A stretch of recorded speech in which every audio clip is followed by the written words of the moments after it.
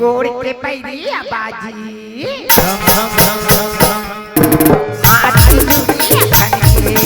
गोड़ के पैरिया बाजी जय बाबुआ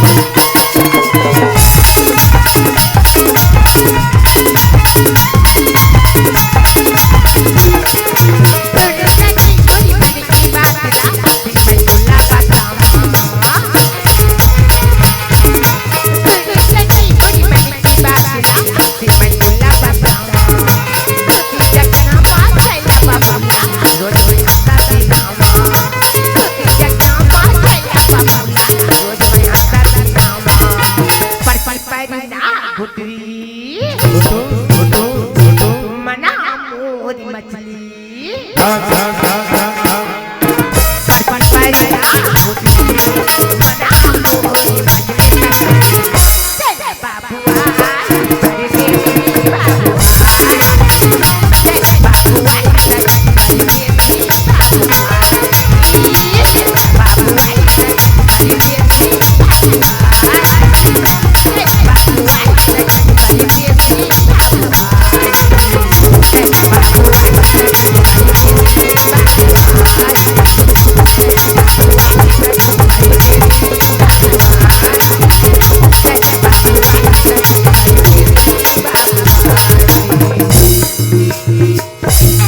जोहार संगवारी हो।